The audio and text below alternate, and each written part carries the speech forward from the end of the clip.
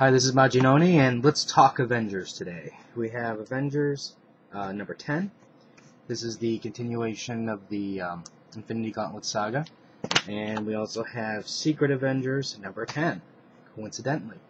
Now, this is the final issue to the My Daddy Has Issues story arc, where Shang-Chi's father is trying to kill him for, mortality, blah, blah, blah. Great power, blah, blah, blah. That's somebody who obviously wants great power, but doesn't want to take the great responsibility to go with that. And anyways, like the rest of this series, I think the art's been solid. I mean, I'm really enjoying it, except for that last issue where you had the gun without the trigger.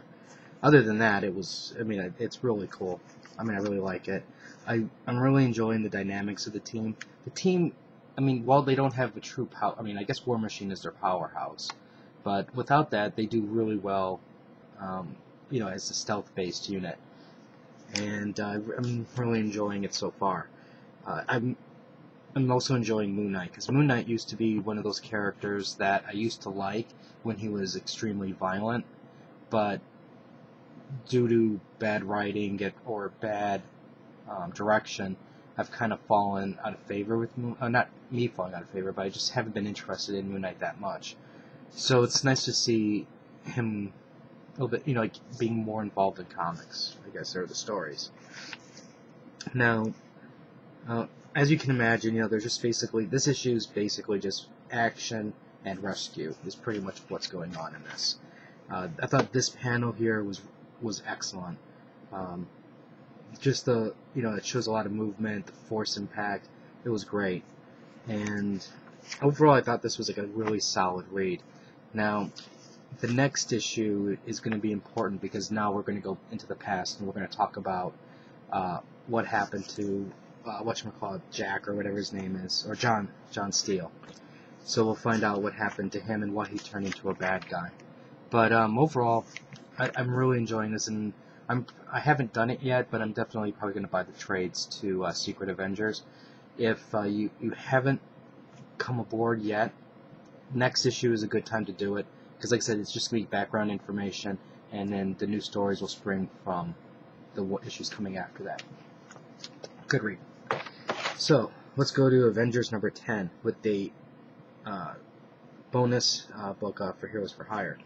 One thing I will say I'm glad about is this book also did not have the backup for Heroes for Hire. It gets really annoying when...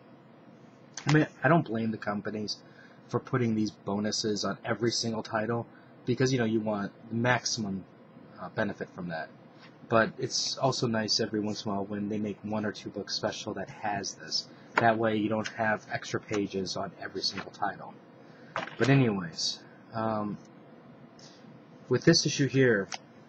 Oh, well, by the way, I really, really like this cover. I thought this cover is really cool. Only in that it's like you got the hood. The hood's, it's like I guess you can say it's your classic, I'm a villain, I'm a badass, and I just took out your heroes type title. And this almost doesn't really quite happen like this in this issue. In this issue here, what we pretty much have is the heroes going for their gems, because, they have to obviously protect them. Now you have Namor with Thor and Red Hulk going to get his. You have Professor X and a group of Avengers going to the X-Mansion to get their gem. Now this is one thing that kind of struck me as odd. Now granted, I understand that, Professor X, he basically used the Danger Room to protect the gem, which is fine. I can understand that.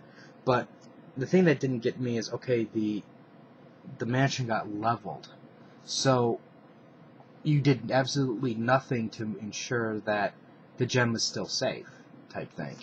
So that kind of had me go scratching my head. I thought this two-page spread was awesome. It's pretty much all the classic villains. You got the Sentinels, the Brood, Apocalypse, Magneto, the Brotherhood.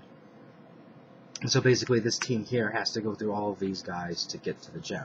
Which, it's a Danger Room, so it's not like these guys should be able to... they will be able to plow through them. The rest of the team goes after Tony Stark's gem. And... Oops. see what. And basically, this is where the Hood actually catches up to them, and he basically makes probably one of the more stronger team. Maybe the first or the second strongest, because it's probably debatable. Considering this one, you have Iron Man, you have Doctor Strange, you have Marvel Boy, you have and Reed Richards. So you have like a really, really strong team here. Well, the other team is obviously would be strong, which is the Submariner, Hulk, Red Hulk, and Thor. I mean, that's also a really powerful team. But this team is basically, for what we can tell, is just taken completely out. We don't know where they're at.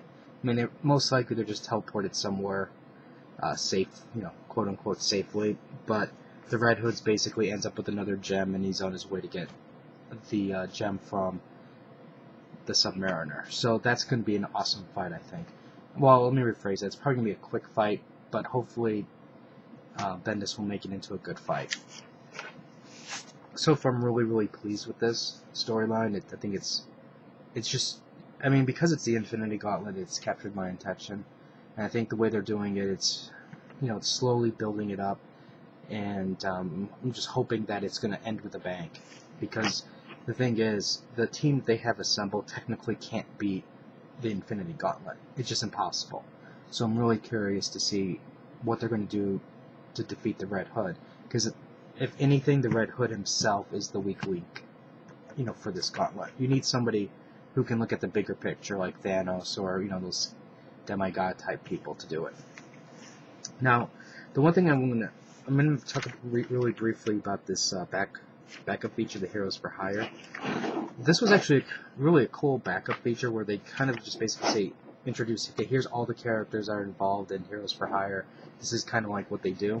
And it looks like they even have Elektra, who's about to kill the drug dealer type thing, which I think is really cool. But the one thing that I thought that just immediately came to mind as I was reading this is Marvel's Birds of Prey. This setup is exactly the same as Birds of Prey. What you have is Misty Knight is basically Barbara Gordon, and she's basically running the show. She's like, okay, Falcon, do this, Moon Knight, do that, Black Widow, do this, Elektra, you've been paid, go take your target out. Oh, sorry, I don't want to know what you do, but just do whatever you need to do type thing.